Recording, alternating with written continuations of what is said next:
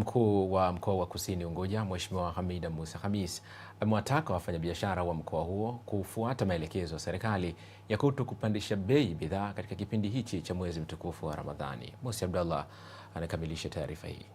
Mkuu huyo wa mkoa ameeleza hayo huko ofisini kwake Tunguu alipokuwa akitoa salamu za Ramadhani kwa wananchi wa mkoa huo. Nitumie nafasi hii kuwaomba sana wafanyabiashara. Ramadhani imeanza na serikali imetoa maelekezo juu ya ufanyaji wa biashara katika kipindi hiki cha Ramadhani. Kwa hiyo sisi mkoa wa Kusini Unguja kupitia mabaraza yetu ya miji na manispaa tutaendelea kufuatilia katika maeneo yetu yote kuona kwamba bei zilizoelekezwa na serikali zinaendelea kutumika katika maeneo yetu yote ya biashara. Niwaombe sana wafanya biashara kufanya biashara katika maeneo yaliyoruhusiwa na sio pembezoni mwa barabara, kwa sababu uzoefu unaonyesha hivyo kwamba kipindi cha Ramadhani wafanya biashara wanapenda kupanga biashara zao pembezoni mwa barabara. Bado sheria, kanuni na taratibu ziko pale pale.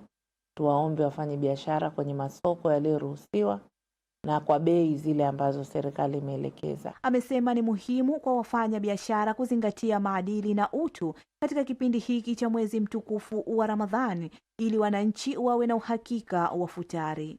Niwaombe sana wafanya biashara wafate maelekezo hayo ili wao waweze kufanya biashara, lakini na wananchi waweze kupata huduma wanazohitaji. Katika hatua nyingine, mkuu wa mkoa amesema kwa kushirikiana na vyombo vya usalama wataendelea kutekeleza sheria ya kusimamia usalama barabarani ili kuhakikisha wananchi na mali zao wanakuwa salama. Katika kipindi cha Ramadhani kunakuwa na uhitaji wa kwenda na kurudi katika maeneo yetu ya mkoa, lakini na nje ya mkoa wetu, kwa maana wananchi wanatumia sana vyombo vya usafiri na kumekuwa na changamoto ya mwendo kasi kwa madereva wetu, lakini pia kumekuwa na tabia ya kujazwa wananchi wengi katika magari hayo ya abiria.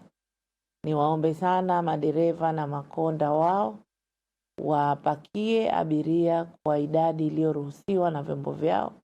Nitumie nafasi hii kuwaonya sana kwamba jeshi letu la polisi, kitengo cha usalama barabarani, wanaendelea kufuatilia na kuchukua hatua kwa madereva watakaokuwa wanakwenda mwendo kasi, lakini pia watakaokuwa wanajaza abiria kinyume na taratibu zilizoelekezwa. Musa Abdallah,